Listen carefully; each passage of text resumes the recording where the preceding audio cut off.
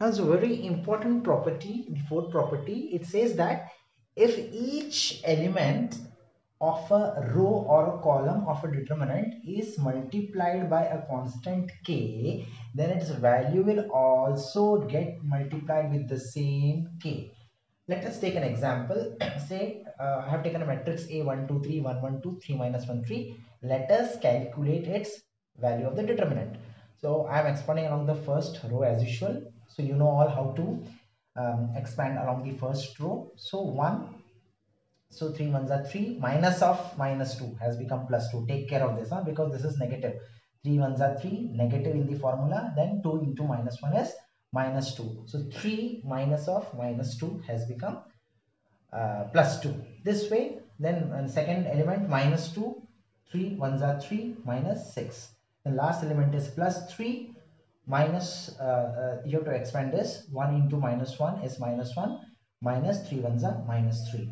So 3 plus 2 is your 5.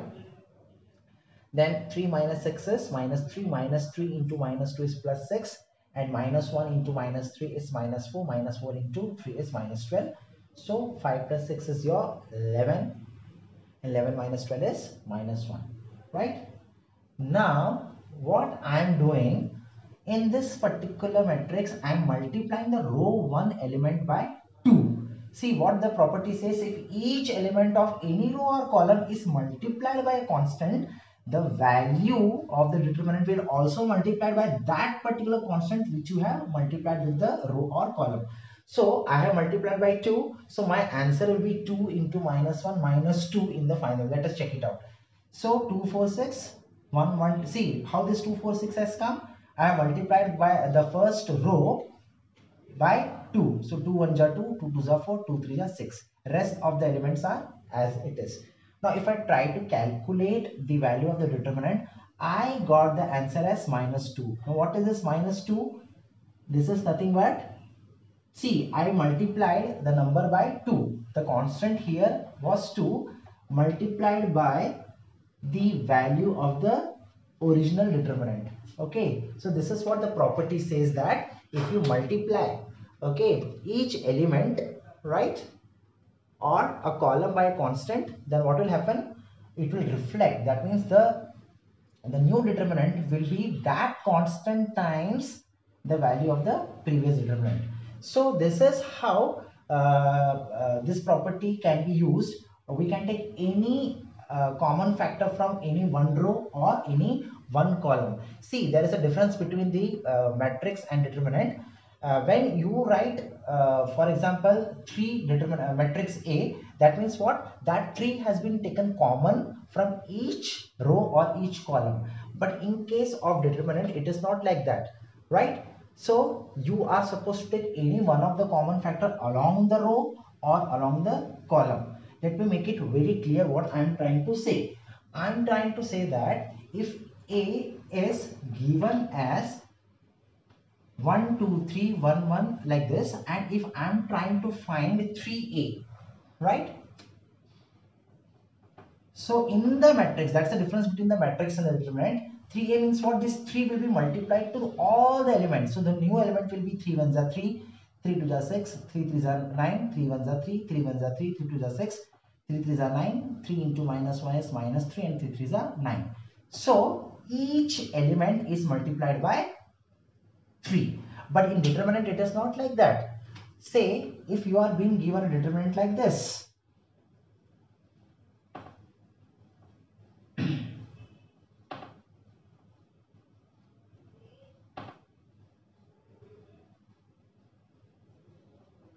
So you can see that along the row 1, I can take 3 common.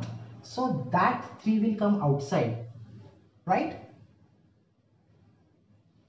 So I will write, see, you have taken 3 common, so 1 will be replaced, 2 and 3. That means I have taken 3 common along the row 1. You can take any number provided it should come common along the rows or along the column, any one of the rows or any one of the column.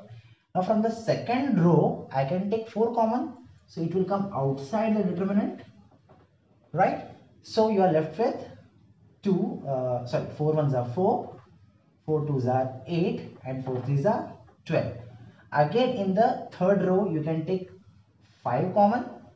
So you are left with 1, 2 and minus 4.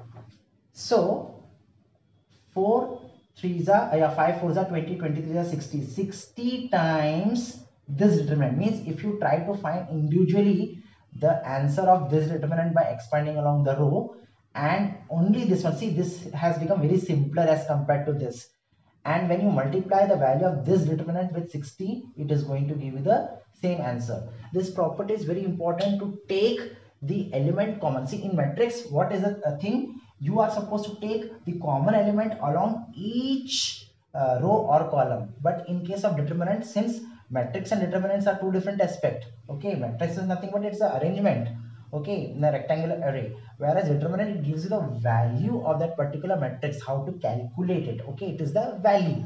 So you are supposed to take something common along the row 1 or along the column 1 or along the column 2, or in general you can take any element along the rows or columns. You cannot take a particular element like in this case, okay. So there's a difference between 3a and 3a determinant. Here 3a matrix means what? You are multiplying each element with 3. Whereas in this case, you are only taking common element along either of the rows or columns. That is the difference. Okay. So the final answer will be the value of this determinant multiplied by 60. So this way, if we want to take something common, we can take something common.